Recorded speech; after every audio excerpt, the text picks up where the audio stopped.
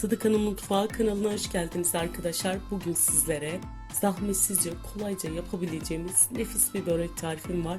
Milföy'den yapacağımız bu böreğin tarifine dilerseniz hemen geçelim.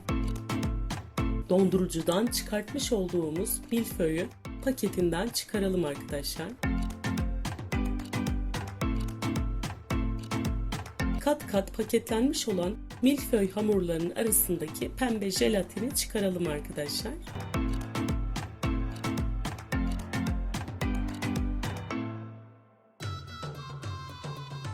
Dondurucudan çıkartmış olduğumuz milföyler hala gördüğünüz gibi çok sert. Dışarıda yaklaşık olarak 2-3 dakika yumuşamasını bekleyelim. Ben milföy hamurlarının hepsini kullandım. Siz isteğe bağlı olarak ne kadar yapmak istiyorsanız kalan hamurunuzu tekrar dondurucuya kaldırabilirsiniz. Kaşarlı ve sucuklu olan böreğin için arkadaşlar sucuğu soteledim tavada. Şimdi böreğimize geçelim arkadaşlar. Hamurların yumuşadığını düşünüyorsanız arkadaşlar hamurları ortadan ikiye keselim.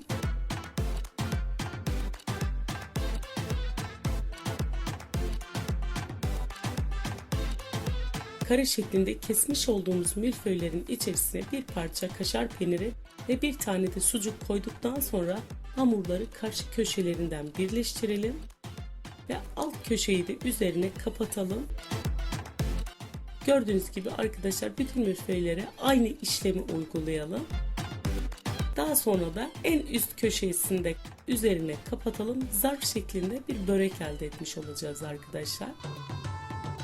Gördüğünüz gibi bütün böreklerimizi bu işlemi uygulayarak böreklerimizi hazırlayalım. Daha sonra üzerine bir tane yumurta sarısını sürelim.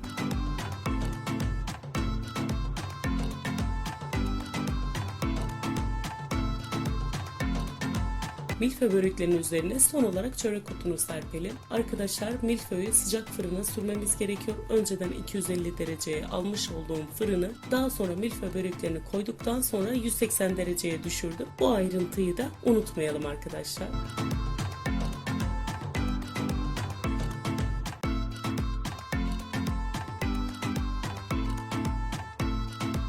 Nefis milföy böreklerimiz fırından çıktı. Gördüğünüz gibi arkadaşlar inanılmaz derecede kabardılar ve içerisinde sucukla peynirin birleşmesiyle de çok güzel bir lezzet elde ettik.